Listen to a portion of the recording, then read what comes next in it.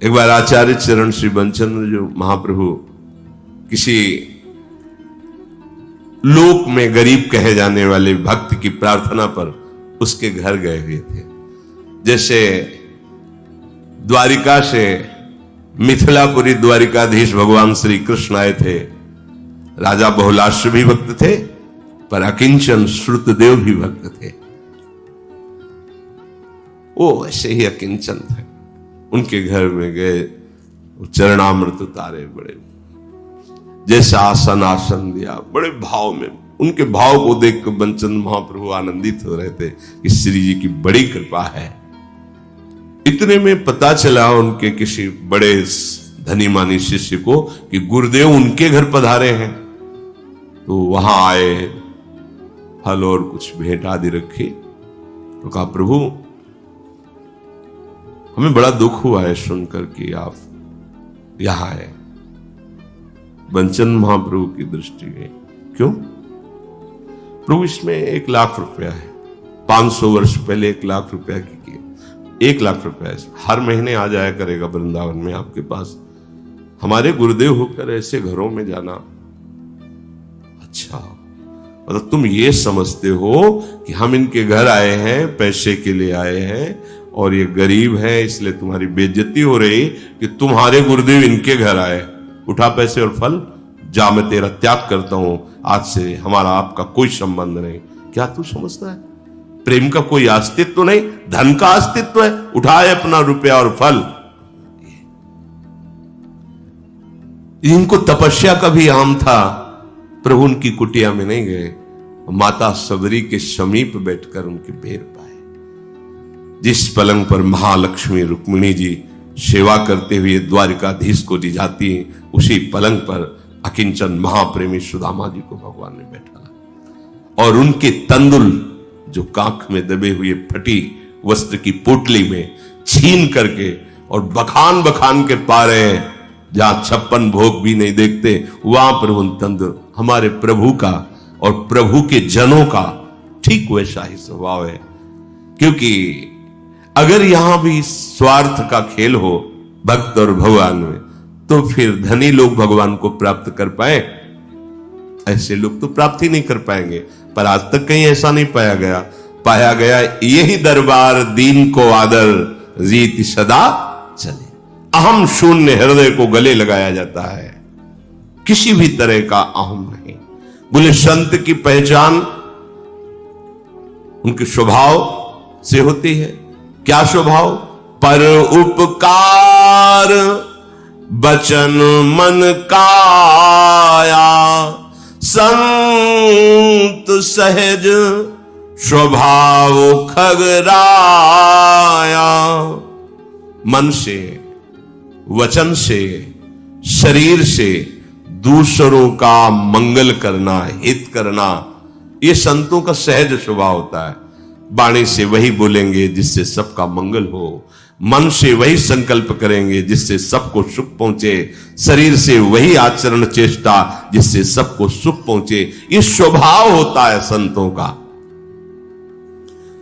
संत साहि दुख परहित लागी। संत जो है अपने को दुख दे करके भी वो दूसरे को सुख पहुंचाने की चेष्टा करते हैं। एक प्रसंग में आता है कि काशी में एक संत स्नान कर रहे थे, देखा जल प्रवाह में बिच्छू बड़ी सी बहती जा रही, मर जाएगी। ऐसे उठा, बड़ी जोर से डंक मारा उसने, फिर जल में गिर गई। फिर छोड़ा, फिर उठाया, फिर गिर गए, फिर उठाया, फिर उसने मारा, गिर। एक खड़ा था, बोले बावरे बाबा, वो बार बार डंक मारे, बार बार उठा। बोले उसका स्वभाव है डंक मारना, पर मेरा भी स्वभाव है, मैं इसे बचा के ही चैन लूंगा। उठाया, वो मारती रही, बाहर छोड़। उसका स्वभाव है डंक मारना, हमारा स्वभाव है उसकी प्राण रक्षा करना, उसको बचाना। दुख सह करके भी गोस्वामी जी ने जब लिखा कि संत हृदय नवनीत समाना, बड़ा मक्खन जैसा कोमल हृदय संतों का होता है। फिर विचार किया कि नवनीत में तो दोष है, ये तो लिख दिया संत हृदय नवनीत समाना, मक्खन के समान कोमल, पर इसमें दोष है। तो लिखा कहा कविन पर कहे न जाना, ठीक से कह नहीं पाए। क्यों? क्योंकि निज परिताप द्रवय नवनीता, जब अपने में आंच लगती तब मक्खन पिघलता है, लेकिन संत में ऐसा नहीं होता। पर दुख द्रवई तो संत पुनीता, जो दूसरे के तापित देखकर, दुखी देखकर स्वयं व्याकुल हो जाए, कैसे इसका दुख दूर हो, वो संत है। पर उपकार बचन मन काया, संत सहज स्वभाव खगुराया। संत सहाय दुख परहित लागी, दूसरे के हित के लिए अपने कष्ट की परवाह न करके उसको सुखी करने का भाव होना, ये संतों के हृदय में होता है। पर दुख हेतु असंत अभागी, ये अभागी जो असंत जन होते हैं, इनका स्वभाव होता है दूसरे को दुखी करके स्वयं सुखी होने का भाव, ये असंतों के हृदय में होता है। भूर्ज तरुषम संत कृपाला, परहित नीति सह विपति विशाला। कृपालु संत भोज के वृक्ष के समान होते हैं। पहले जब कभी कुछ भी लिखा था भोजपत्र में लिखा जाता, उसकी छाल को फिर उस पे लिखा जाता, बोले भारी विपत्ति सह करो अपनी छाल निकलवा कर दूसरों के सुख के लिए। लेकिन जो दुष्ट लोग हैं वो भी ऐसा करने की चेष्टा कर सकते हैं, लेकिन वो सन की तरह होते हैं। गांव में खेतों में बोया जाता है और फिर पानी में इसे डाला जाता है, और जब पानी में इसको धोया जाता है तो इससे रेसे निकलते हैं, उसी रेसे की रस्सी बनती है, उसी रस्सी से बांधा जाता है। बोले खुद इतना कष्ट सहकर दूसरे के बंधन का कारण बन सकते हैं, अपने को भारी दुख में डाल करके उसके पूरे परिवार को नष्ट कर दे, ऐसा स्वभाव। ऐसे बेमतलब जीवन को स्वयं दुखी करना, दूसरों को दुख देना, ये असाधु स्वभाव का। गरुड़ जी ये दुष्ट बिना किसी कारण को दुख देते थे, बिना किसी कारण, कोई परेशानी आपने प्रकट नहीं की, वो आपसे लड़ेंगे भिड़ेंगे, आपको दुख देंगे। कितने ऐसे लोग होते हैं, वो ऐसी चेष्टा करेंगे कि आप जलें, आप दुखी हो, आप परेशान हो। वो दुष्ट स्वभाव है, वो असंत जन है। अकारण ही दूसरों का अमंगल करते रहते हैं, अकारण ही। ऐसे दुष्टों की जब उन्नति होती है, क्यों नहीं भगवान इनको रोक देते हैं, उन्नति क्यों करवाते हैं? आप अच्छे से समझ लीजिए, 3 स्वांग भगवान के हैं, रचना, पालन और विनाश, और तीनों को बराबर सपोर्ट है उनका। जब आसुरी प्रवृत्ति बढ़ती तो दौड़ा दौड़ा करके असुरजन देवताओं को मारते, भगा देते हैं देवलोक को, और जब कालक्रम बदलता है दैवी शक्ति बढ़ाते हैं तो ये खेल चलता रहता है। ये खेल है, वो अपने आप से अपने आप में खेल खेल रहे हैं। क्यों म्यों करके तुम समुद्र को नहीं पार कर सकते, अगाध महिमा संपन्न प्रभु है। नहीं तो ऐसे ऐसे दुष्ट स्वभाव के आए, भगवत विग्रहों का खंडन, भगवत मार्गों के प्रति अवहेलनात्मक चेष्टाएं, सब अलग अलग, सब रात्रि का अंधकार घनघोर हो, फिर दिन का प्रकाश हो, ये उसका खेल है। क्यों रात्रि बनाई, इतनी समस्या, अगर दिन ही होता तो कितना, उसका खेल। ऐसा खेल कैसा कि मैं जल रहा हूं और वो सुखी है, ये तुम्हारा भ्रम है। वही अपने खेल में जल भी रहा है और वही अपने खेल में सुखी भी है, वही अपने खेल में दुख का भी स्वांग कर रहा है। तू है ही नहीं, है कौन तू? इतना सोच ले, जान ले तो जीवन मुक्त हो जाएगा। बड़ा यार हास्य रघुनाथ कर बेग ल जाने कोई, जो जाने रघुपति कृपा सपने मोह न हो। ये संत जब अभ्युदय को प्राप्त होते हैं, अर्थात संतों में जब भागवतिक शक्ति का उन्मेष होता है तो जगत मंगल होता है। सबको शीतलता, सबको आनंद, सबके अवगुणों का नाश, सबका महामंगल होता है। और जब दुष्टों का अभ्युदय होता है, सबको दुख, सबको अशांति, उनकी ऐसी चेष्टा होगी, सब भयभीत, अशांत, दुखी, ऐसा। भाई रात और दिन दोनों है। कभी संतों का अभ्युदय होता है तो कभी कभी असंतों का भी होता है, दुष्टों का बोलबाला होता है। कभी आसुरी प्रवृत्ति प्रबल होती, कभी दैवी प्रवृत्ति प्रबल होती, ये चलता रहता है, ये उनका खेल है। असुरों में सामर्थ्य कहां से आई? गौर से देखिए समुद्र मंथन, समुद्र मंथन प्रेरणा करने वाले समुद्र मंथन की भगवान देवताओं को बैठाल के समझा, देखो असुरों से मित्रता करो, समुद्र मंथन करो, उससे अमृत, फिर अमृत पी के फिर उनसे लड़ो, जाओ प्रार्थना करो। जाके हाथ जोड़े जब सभा में प्रवेश किए तो दैत्यों ने कहा, नहीं अस्त्र मत चलाना, हमें लगता है संधि के लिए आ रहे। मित्रता का भाव रखा। मंदराचल की मथानी उठाने की कोशिश की, देवता दैत्य दोनों ने, आप उठा के समुद्र में। अब देखा समुद्र में धंसता चला जा रहा है मंदराचल, आप कच्छप रूप में। असुरों में आसुरी शक्ति, पढ़ के देख लेना। देवताओं में दैवी शक्ति, वासुकी में निद्रा शक्ति, ऊपर से सहस्त्र भुजा धारण करके ऐसे दबा रहे, नीचे कच्छप रूप से देवताओं के साथ भगवान रूप से, पूरा का पूरा मंथन आप ही से। विष निकला, महादेव रूप से पी रहे, आप ही तो धन्वंतरी के रूप में प्रकट होकर अमृत। सब खेल इन्हीं का है। अगर ये जान जाओगे तो भ्रम नष्ट हो जाएगा, भगवत स्वरूप हो जाओगे। जानत तुम्हें तुम्हें हो जाए, अलग समझ रहे हो इसीलिए दुख भोग रहे हो। संतों का अभ्युदय जगत मंगल के लिए होता है। परम धर्म क्या है? मन, वाणी, शरीर से किसी की हिंसा न करना। वचन से भी हिंसा होती, कठोर वचन बोल दिए, बाण की तरह हृदय में लगाओ, जब चिंतन आएगा आह बनेगा। किसा वाणी एक अमूल है, बहुत संभाल कर बोले। बाहरी चोट उतनी पीड़ा नहीं देती जितनी वाणी देती है। ऐसा कैसे बोल दिया आह भर करके वो हृदय से, वो तुम्हारे लिए मंगलकारक नहीं होगा।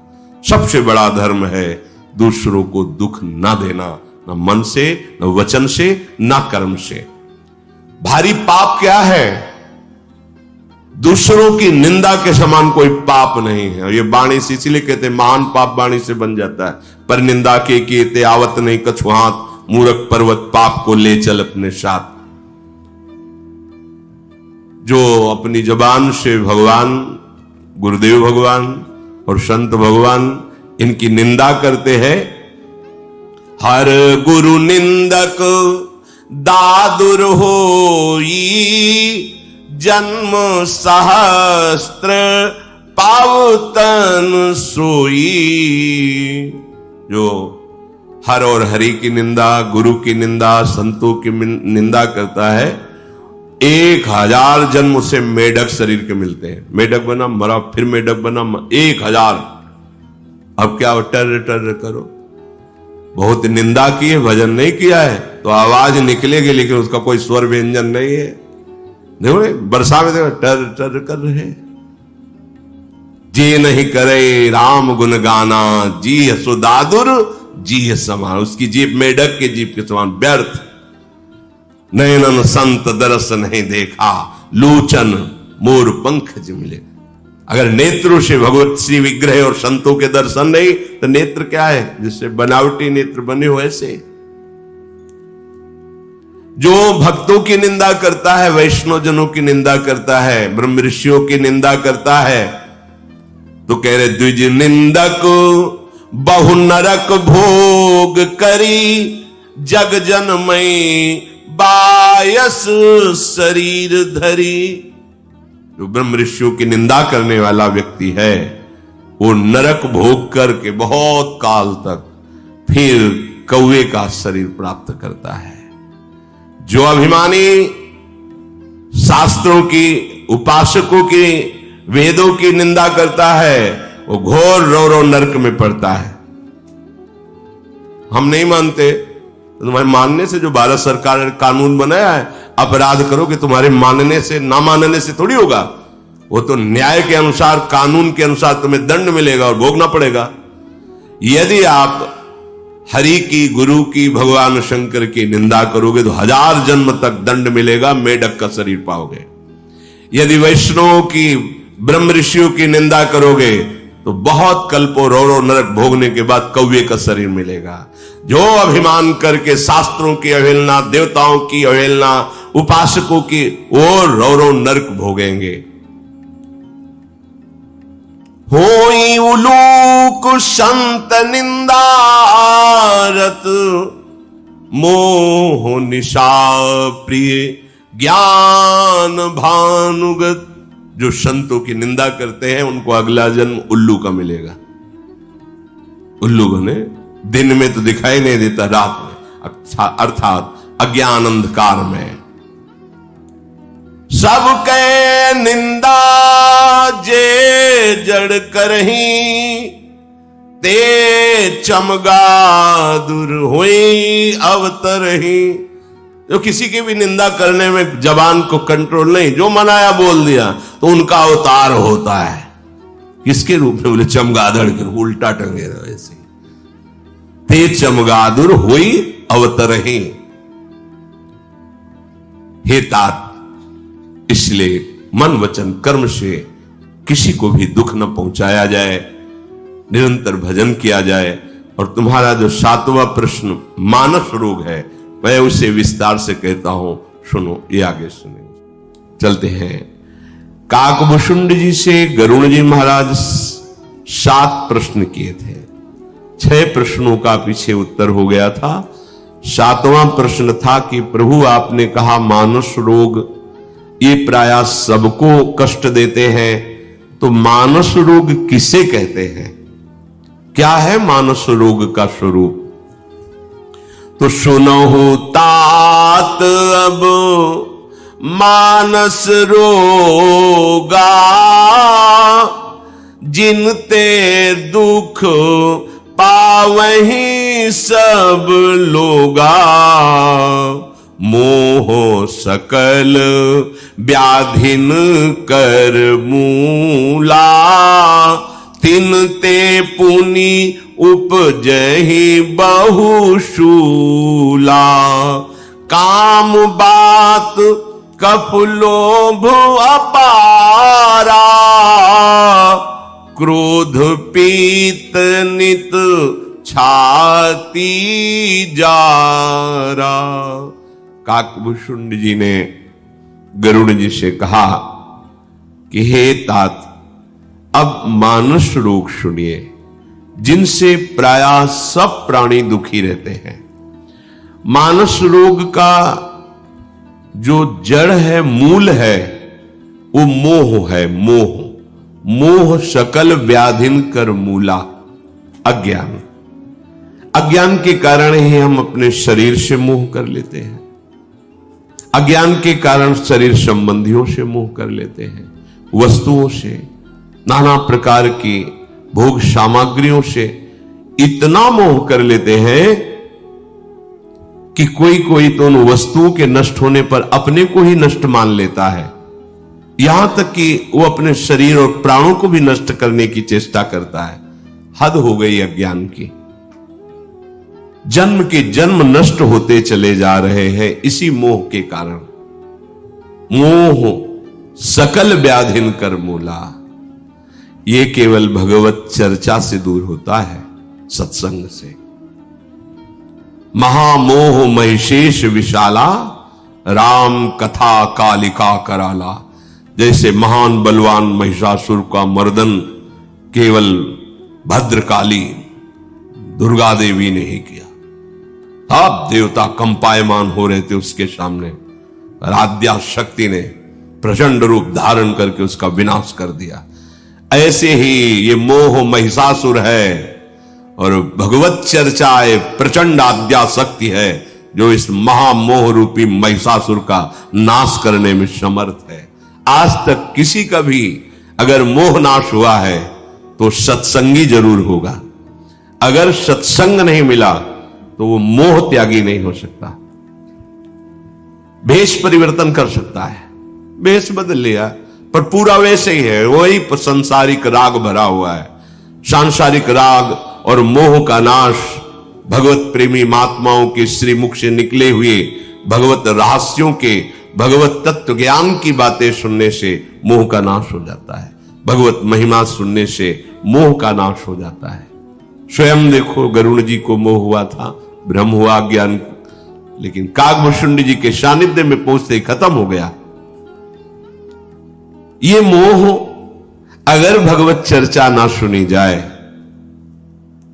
महापुरुषों का संग करके सत्संग का रंग न चढ़ाया जाए, तो बड़ी पोल बनी रहती है, अंदर पुलाई बनी रहती है।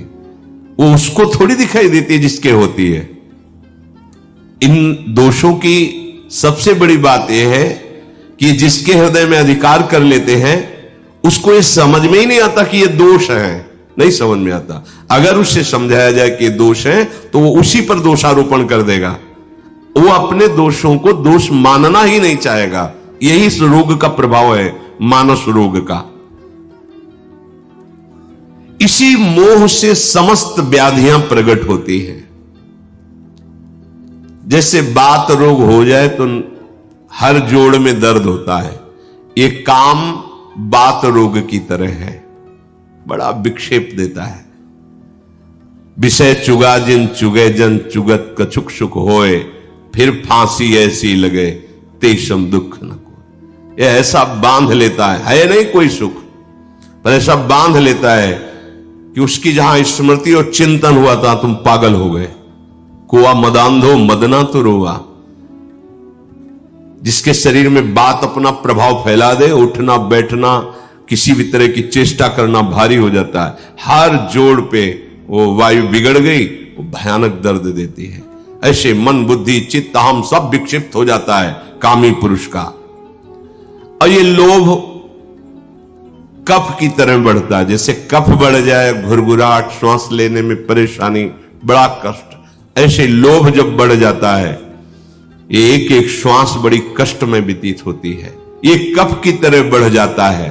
और क्रोध जब पित्त बढ़ता है तो छाती जलती है, खट्टी डकारें आती है, स्वाद बिगड़ जाता है जबान। जब क्रोध आती है तो छाती जलती है, जबान बिगड़ जाती है, गाली गलौज, गंदी बातें, ऐसी जो हृदय को जला दे, ऐसी बातें शुरू। और अगर तीनों एक साथ उपज जाए तो सन्निपात हो जाए, कफ बात पित्त तीनों बढ़ जाए तो मृत्यु दशा आ जाती है, भयंकर कष्ट। सोचो उस हृदय की क्या दशा होगी जिसके हृदय में काम, क्रोध, लोभ तीनों बढ़े हुए हैं। कहां रहता है वो? चाहे जहां रह रहा हो उसकी स्थिति नारकी ही होती है। त्रिविधम नरकस्येदम द्वारम नाशनमात्मना कामः क्रोधा तथा लोभा तस्मादेत्रयम् त्यजेत। और इन तीनों का कारण शरीर मोह, शरीर संबंध मोह, ये मोह ही अज्ञान ही है। देहाभिमान में ही काम वास करता है, देहाभिमान में ही क्रोध वास करता है, देहाभिमान में ही लोभ वास करता है। क्रोध और लोभ की स्वयं सत्ता नहीं, ये काम से ही प्रकट हुआ है। जैसे देहाभिमान से काम होता है, ऐसे काम की आपूर्ति में क्रोध होता है और काम की पूर्ति में लोभ होता है। क्रोध और लोभ की स्वयं की सत्ता नहीं। कामा संजायते क्रोधा, जहां काम की आपूर्ति प्रतिकूल व्यवहार हुआ क्रोध आ जाएगा, काम की पूर्ति तो और भोगने का लोभ आ जाएगा, और एकत्रित करने का लोभ आ जाएगा, संग्रह करने का आ जाएगा। ये बड़ा भारी बंधन है। प्रीति करहि जो तीनिउ भाई, उपजई सन्य पात दुखदाई। विषय मनोरथ दुर्गम नाना, ते सब शूल नाम को जाना। हे गरुड़ जी, यदि तीनों एक साथ हृदय में प्रकाशित हो जाए तो सन्निपात हो जाता है। वो जिंदा मुर्दे के समान रहता है। जिन हरि भगत हृदय नहीं आनी, जीवित सौ समान ते प्राणी। कोई विचार नहीं, कोई धर्म नहीं, बस जैसे भूतावेश ऐसे काम क्रोध लोभ के मारे पूरी त्रिभुवन में भटकते घूम रहे, कहीं विश्राम नहीं मिल रहा। बड़ी निकृष्ट बुद्धि हो जाती है। इन तीनों में से किसी का एक का प्रभाव बढ़ जाए, फिर अगर तीनों बढ़ जाए तो सन्निपात वो मृत्यु दशा जैसा प्रतिपल दुख भोगता रहता है। हे भाई, इन तीनों से बड़ा शूलप्रद कष्ट देने वाली विषय मनोरथ रूपी धारा निकलती रहती। काम, क्रोध, लोभ, ये तीनों ऐसे महान दुख देने वाले हैं, लेकिन इनका मूल क्या है? अज्ञान, अविद्या, माया। ये रहते कहां है? अहंकार में।